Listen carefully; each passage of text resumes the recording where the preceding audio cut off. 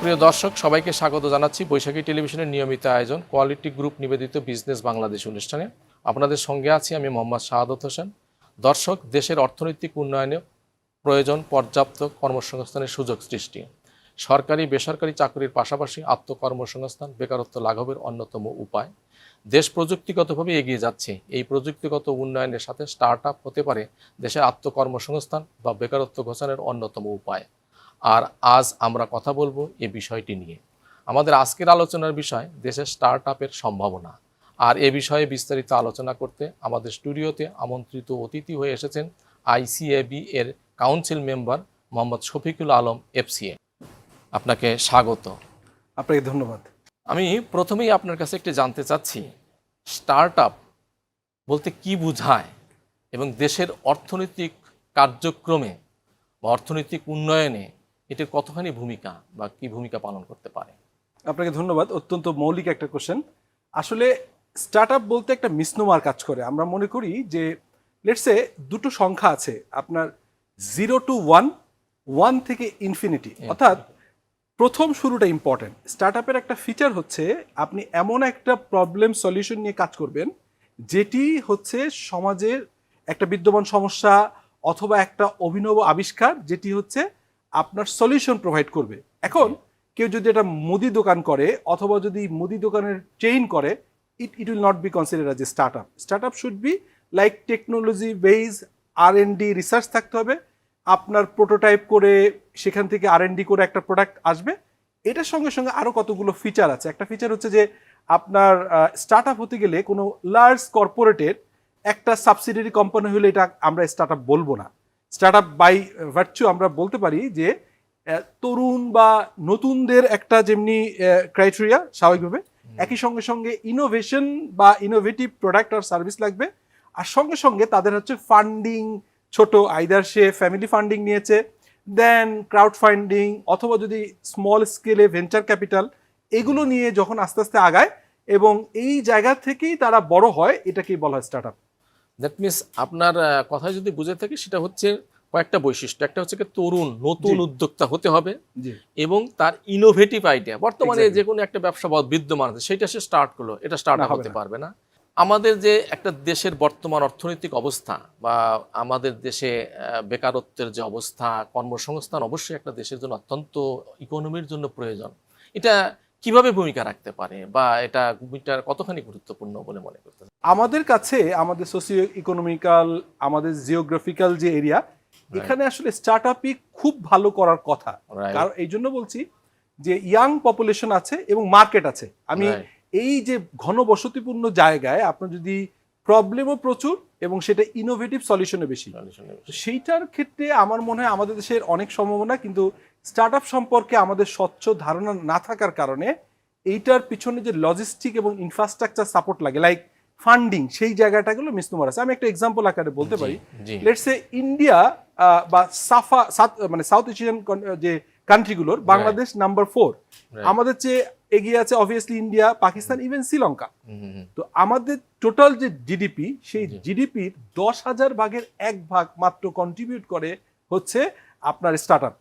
এই সংখ্যাটা আমি পার্সেন্টে বললে হচ্ছে 0.001 হতো, যে কারণে আমি 10,000 ভাগের 1 ভাগ বললাম। আমাদের থেকে বেশ খানিক আগানো ইন্ডিয়া, তারপরও স্টিল তারা তাদের জিডিপি 300 ভাগের 1 ভাগ মাত্র কন্ট্রিবিউট করে। বেকারত্ব মানে কর্মক্ষম লোকের যে কাজ করার সুযোগের অভাব, সেই বিবেচনায় এবং যতটুকু পরিমাণে স্টার্ট আপ জিনিসটা আসা উচিত ছিল ততটুকু পরিমাণ কি এসেছে? যদি না এসে থাকে তাহলে আর কি কি কারণ বা কোথায় কোথায় গ্যাপ বা এটাকে গতিশীল করতে হলে কি করা যেতে পারে বা কি মনে হতে পারে আপনার কাছে মনে হয়? আমি একজন চার্টার্ড অ্যাকাউন্টেন্ট, সো আমাকে প্রিপেয়ার করা হয়েছে যে কিভাবে ফাইন্যান্সিয়াল স্টেটমেন্ট প্রিপেয়ার করতে হয়, কিভাবে অডিট করতে হয়। আমাদের দেশের ইউনিভার্সিটিগুলো বিজনেসের যে সাবজেক্টগুলো আছে, স্পেশালি আমি যদি বলি যে বিজনেস ফ্যাকাল্টি, সেখানে কিন্তু বিজনেসে সাবজেক্টে পড়ে, এন্টারপ্রেনিয়রশিপ পড়ে অলরেডি পাবলিক ইউনিভার্সিটি লাইক আমার ইউনিভার্সিটি ঢাকা ইউনিভার্সিটিতেও কিন্তু অলরেডি এন্টারপ্রেনিয়রশিপ নিয়ে আছে। কিন্তু সেই এন্টারপ্রেনিয়রশিপ পড়ে কয়জন এন্টারপ্রেনিয়র হয়েছেন তারা মোস্টলি জবে যাচ্ছেন। হ্যাঁ, জবে যাওয়ার সমস্যা নাই, ইনিশিয়ালি কিছু এক্সপিরিয়েন্স বা একটা এক্সপার্টাইজ গ্রো করতে পারে, কিন্তু রিয়েল সেন্সে সারা পৃথিবীতে বিশ্ববিদ্যালয়গুলো কিন্তু ট্রেন করা হয় যে কিভাবে আপনার ওন ভেঞ্চার শুরু করবেন, কিভাবে আপনার ট্রেডমার্ক রেজিস্ট্রেশন করবেন, কিভাবে আপনি রিসার্চ করবেন, আপনার রিসার্চের প্রোডাক্টটাকে কমার্শিয়ালাইজেশনের উপরে থিসিস হয় প্রচুর। তার মানে আপনি রিসার্চ প্রোডাক্টকে কমার্শিয়াল ভায়াবল করবার জন্য এটাকে একটা টার্মিনোলজি আর সাবজেক্ট, যেটা হচ্ছে রিসার্চ কমার্শিয়ালাইজেশন। বাট বাংলাদেশে এই চিন্তাটা এখনো আসেনি। এখনো মনে করা হয় যে আমি র্যান্ডমলি একটা শুরু করলেই ভালো হবে, যেহেতু জনসংখ্যা অনেক বেশি, অথবা আমি পড়ালেখা করেছি, so I have to do job. এইখানে আপনি কথার পিছনে বলেছেন যে অন্যান্য ভেঞ্চার ক্যাপিটাল বা অন্যান্য বিষয়ের কথা উল্লেখ করেছেন।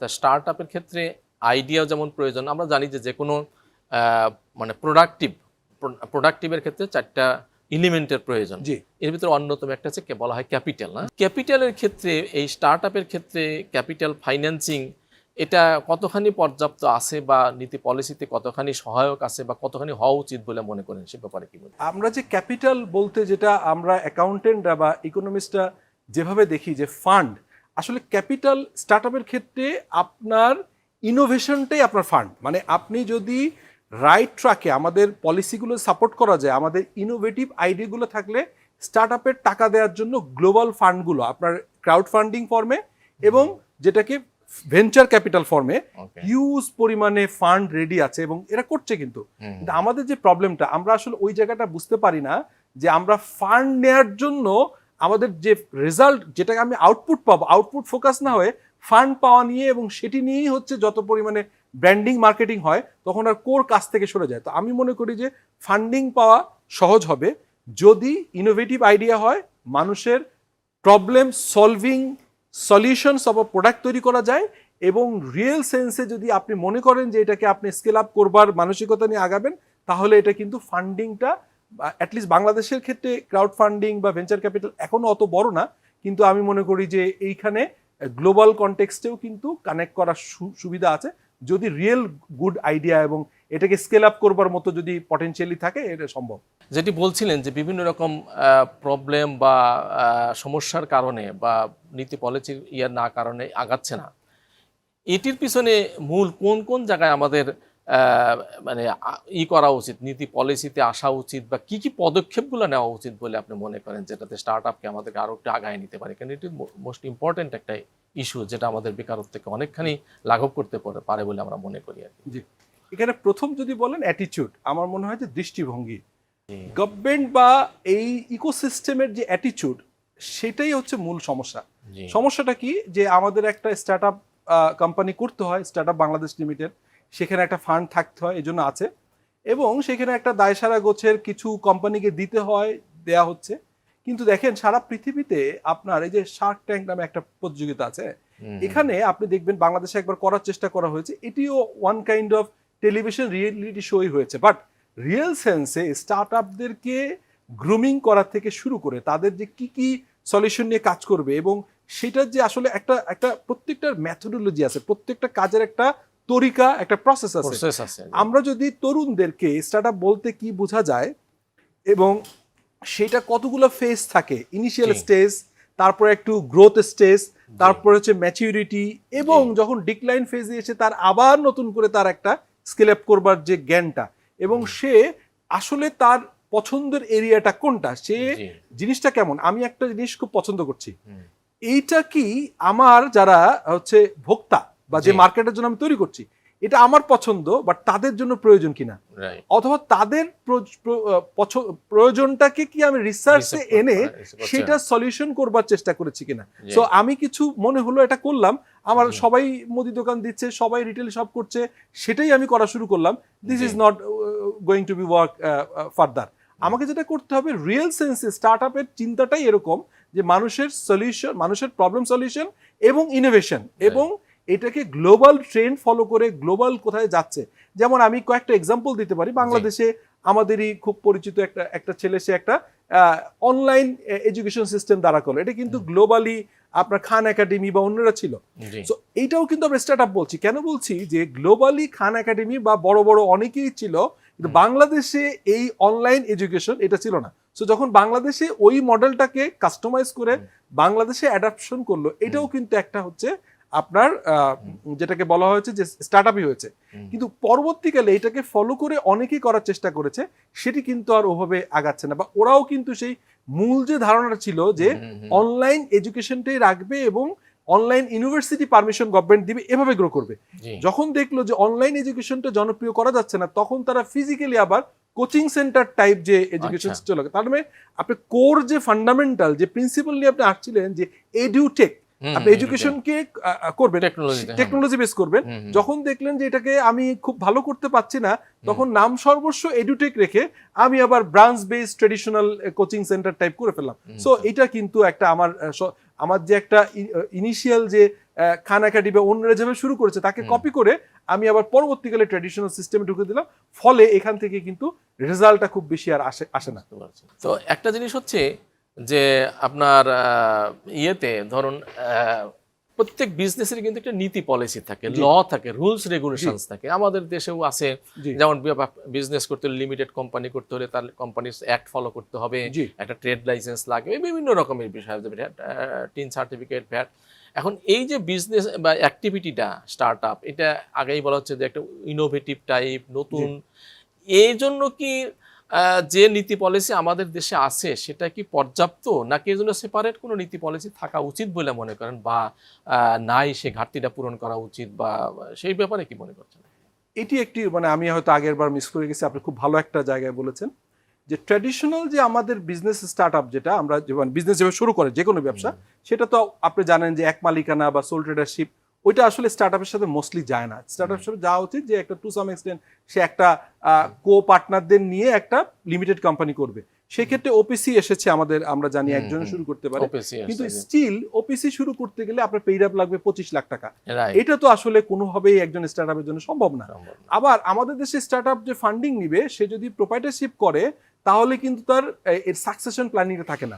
সো লিমিটেড কোম্পানি এবং ওপিসির পেইড আপ ছোট করা এবং ফিসকাল নন ফিসকাল সাপোর্টগুলো দেয়, এবং প্রয়োজনে আপনি যেটা বলেছেন যে স্টার্ট আপকে ডিফাইন করে, হ্যাঁ, আমাদের দেশের এসএমই বিজনেস, তারপরে হচ্ছে main small business, medium business, enterprise বা বড় গ্রুপ এবং স্টার্ট আপ, এগুলোকে প্রপার একটা সবগুলো রিলেটেড অথরিটি এবং যারা এখানে রেগুলেটর আছে তাদের একটা কম্বাইন্ড ডিসিশন নিতে হবে যে কোনটা কি ডেফিনেশন হবে। সেই ডেফিনেশন অনুযায়ী স্টার্ট আপের জন্য পলিসিগুলো, যদিও স্টার্ট আপ বাংলাদেশে আপনি দেখবেন যে স্টার্ট আপ বাংলাদেশ লিমিটেড কিন্তু পলিসি আছে, সেই পলিসিগুলো আসলে কাগজে আছে, বাট কতটুকু ইফেক্টিভ এটা নিয়ে সন্দেহ আছে। আমি মনে করি এখন একটা রিগোরাস একটা রিভিজিট করে এটাকে যদি স্টার্ট আপ সহায়ক করে একটা পলিসি করা যেতে পারে রিলেটেড স্টেক হোল্ডারের কনসালটেশনের মাধ্যমে, এবং এখান থেকে কিন্তু আপনি ওয়ার্ল্ড ব্যাংক, আইএমএফ থেকেও অনেক এই ধরনের সহযোগিতা পাওয়া যাবে, সেলফ এমপ্লয়মেন্টের জন্য। স্টার্ট আপের ক্ষেত্রে আমাদের দেশে প্রত্যেক বিজনেসের ক্ষেত্রেই বলি না কেন, মার্কেটিং একটা অন্যতম গুরুত্বপূর্ণ। যদি চাহিদা, যে প্রোডাক্টই বলি, সেটা প্রোডাক্ট হোক আর সার্ভিস হোক, যাই হোক না কেন, ডিমান্ড হচ্ছে মেইন, মার্কেটিংটাই হচ্ছে মেইন। তো এই স্টার্ট আপের ক্ষেত্রে বাংলাদেশে মার্কেটিং পলিসি বলি বা মার্কেটিংয়ের সুযোগ বলি, এ সম্পর্কে কি অবস্থা আছে, বা এখানে কোনো ডেভেলপমেন্ট প্রয়োজন বা আছে কিনা? মার্কেটিং এর ঠিক আগের স্টেপে ব্র্যান্ডিংটা আসতে হবে। রাইট, উনি যখন একটা ধরেন এই সেন্সটা কাজ করে না, আমি অ্যাটলিস্ট যেহেতু আমরা বাক্য এবং বেসিস থেকে স্টার্ট আপের আইটি অ্যাসোসিয়েশন যেগুলো আছে বাংলাদেশে, কল সেন্টার এবং হচ্ছে আইটি অ্যাসোসিয়েশন, সেখান থেকে স্টার্ট আপ নিয়ে আমরা কাজ করি। আমি একটা কমিটিতেও কাজ করি খুব অনেকদিন যাবত। আমাদের সবচেয়ে বড় সমস্যা হচ্ছে যে স্টার্ট আপ করতে গেলে যে একটা ওন আইডেন্টিটি ক্রিয়েট করতে হয়, অর্থাৎ উনি যেটা করছেন ওইটা যাতে কপি অন্য করে না ফেলতে পারে, সেই কারণে ইন্টেলেকচুয়াল প্রপার্টি যে রাইট আছে গ্লোবালি, সেটা অনুযায়ী কোনো কোনো ক্ষেত্রে যদি আইডিয়া হয় তাহলে হচ্ছে কপিরাইট, যদি এটা ব্র্যান্ড বা কোনো লোগো বা লোগো মার্ক, ট্রেডমার্ক, এগুলো নেওয়া যেমনি জরুরি, এটা হচ্ছে প্রথম হচ্ছে আপনার ব্র্যান্ডিং এর বললাম। অ্যান্ড দেন ডেফিনেটলি হচ্ছে এগুলোকে প্রপার মার্কেটিং করার জন্য, চ্যানেলের জন্য গভর্নমেন্টের সহায়তা লাগবে। কারণ স্টার্ট আপের অনেক প্রোডাক্ট পাওয়া যাবে যেটা হচ্ছে বাংলাদেশের থেকে বাইরের মার্কেটে, আমাদের দেশের শ্রম যত সস্তা, সেটা হচ্ছে ইউরোপিয়ান আমেরিকান তো প্রশ্নই নাই। Even comparison two China, even Vietnam, এখানেও কিন্তু লেবার কস্ট গ্র্যাজুয়ালি বাড়ছে।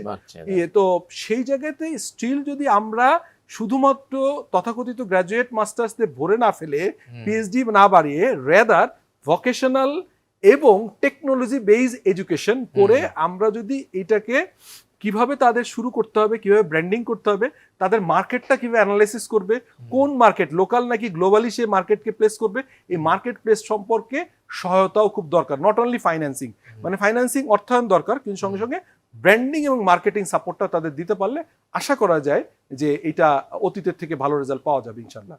এখন একটা বিষয় হচ্ছে যে আবারও বলি যে কোনো বিজনেসই বলি, স্টার্ট আপ বলি, পুরাতন বিজনেস বলি, যে ইন্ডাস্ট্রি বলি, দক্ষ জনশক্তি, দক্ষ জনবল অত্যন্ত গুরুত্বপূর্ণ।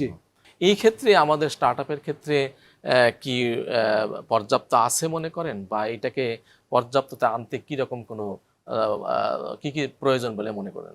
এটা আছে, স্পেশালি আমি যদি বলি আমাদের প্রাইভেট পাবলিক ইউনিভার্সিটিগুলোয় টেকনোলজি বেসড যে এডুকেশনগুলো আছে, অর্থাৎ আপনি হচ্ছে প্রোগ্রামার, তারপরে ধরেন আপনার ইঞ্জিনিয়ার, ডিফারেন্ট ইঞ্জিনিয়ার পড়াশোনা করে, ওনারা কিন্তু আমি দেখেছি তারা স্টার্ট আপের জন্য তাদের ভিতরে ইনোভেটিভ আইডিয়া আছে, হার্ড ওয়ার্কিং অ্যাটিটিউড আছে, এবং টু সাম এক্সটেন্ট একটু চেষ্টা করলে তারা ফান্ডিংও পেতে পারে। সবচেয়ে বড় সমস্যাটা হচ্ছে তাদের ভিতরে বিজনেস সেন্সটা গ্রো করে না। একটু আগে যেটা বললাম, জনশক্তি কিন্তু আছে, কিন্তু সেই জনশক্তি আমাদের এডুকেশন সিস্টেম করে দিচ্ছে যে আরেকজন বড় এন্টারপ্রেনিয়ারের কোম্পানিতে সে সাপোর্টটা দিবে, সে যে ওই আইডিয়াটা, ওই সাপোর্টটা নিজের প্রাতিষ্ঠানিক রূপ দিয়ে এটা করতে পারে, এই ধারণাটা করতে পারে না। কারণ যখন সে মাস শেষে একটা একদম ফিক্সড বা রেগুলার ইনকাম পেতে অভ্যস্ত হয় বা এটাকে সিকিউরড মনে করে, তখন তার এই ভয়টা কাজ করে যে আমি আসলে আমার ফ্যামিলিও সাপোর্ট দেয় না, স্টার্ট আপ বলেন বা নতুন এন্টারপ্রেনিয়ার, তারা মনে করে যে ছেলেরা তো ভালো করছে না, জব করা কি এখনো অনেক বেশি হচ্ছে পছন্দ করা হয় বা অনেক বেশি অ্যাপ্রিসিয়েট করা হয়। তা আমি মনে করি এই জায়গাটাতে সোশ্যাল জায়গা থেকেও স্টার্ট আপের যেহেতু ফেলিয়ার প্রচুর আছে, আমি মনে করি যে তারা এমপ্লয়মেন্ট ক্রিয়েট করতে পারবে যদি তারা এই শুরুটা করে, কিন্তু এটা করতে গেলে ডেফিনেটলি এত সহজ রাস্তা নাই, রাস্তা তো কঠিন। জি, আপনার কাছে আমার শেষ কোশ্চেন, সেটা হচ্ছে আপনি একজন চার্টার্ড অ্যাকাউন্ট্যান্ট এবং institute of chartered accountants of Bangladesh একজন কাউন্সিল সদস্য, সেই হিসাবে স্টার্ট আপ অবশ্যই খুব বড় কিছু না, আমরা আগেই আলোচনা করলাম, ইনোভেটিভ, তরুণদের জন্য। তো যেখানেই বিজনেস সেখানেই হিসাব, অ্যাকাউন্টস, এই অ্যাকাউন্টিং এর ক্ষেত্রে কি কোনো সেপারেট স্ট্যান্ডার্ড, ইন্টারন্যাশনাল স্ট্যান্ডার্ড বা সেটার আলোকে দি institute of chartered accountants of Bangladesh কোনো সেপারেট স্ট্যান্ডার্ড তৈরি করার কোনো প্ল্যান পরিকল্পনা আছে কিনা, বা থাকলে কি রকমের? অত্যন্ত রিলেভেন্ট একটা কোশ্চেন করেছেন। সেটা হচ্ছে যে আপনার মানুষের জীবন চালানোর জন্য আইন প্রয়োজন, কিন্তু আইন রক্ষার্থে জীবন এমন তো নয়। তো তেমনি ভাবে আমাদের যে ফাইন্যান্সিয়াল রিপোর্টিং সিস্টেম আছে, সেই জায়গাতে যে আমরা যেভাবে ধরেন স্টার্ট আপ করি বা ব্যবসা শুরু করি, শুরুতেই কিন্তু আমার একটা বার্ডেন চলে আসে কমপ্লায়েন্স। সেই কমপ্লায়েন্স ইস্যুটাতে আমি যদি বলি একজন চার্টার অ্যাকাউন্টেন্ট হিসেবে, রিপোর্টিং স্ট্যান্ডার্ড যদি আমরা যেটি এখন দেশে প্রচলিত আছে, এটা করতে গেলে কিন্তু আপনার এখানে আনডিউ কস্ট বলে একটা টার্ম আছে। সেই টার্মটা হচ্ছে যে আপনি যেটুকু রিপোর্টিং করতে যেয়ে যদি প্রচুর পরিমাণে খরচ হয়, যেটি আপনার মূলধনকে ক্ষতি করছে, রেদার স্টার্ট আপের জন্য simplified accounting standard, auditing standard globally practice শুরু হয়েছে। আমরা জানি আইএফআরএস ফর এসএমই, মানে এসএমইদের জন্য যে আইএফআরএস আছে, সেটি মেইন ফাইন্যান্সিয়াল রিপোর্টিং এর যে স্ট্রাকচার, তার অলমোস্ট 20 ভাগের 1 ভাগ, মানে ছোট পরিসরে ইজি এবং ইজি টু ইমপ্লিমেন্ট, এইটা এবং less complex auditing standard already globally আছে, যেটি দুটোই বাংলাদেশে আলোচনা চলছে, কিন্তু এই জায়গাটা এখন ইমপ্লিমেন্টেশনটা শুরু হয়নি। আমি এই অনুষ্ঠানের মাধ্যমে আপনার মাধ্যমে জানাতে চাই যে institute of chartered accountant of Bangladesh, ICAB, আমরা এটা প্রজেক্ট শুরু করেছি।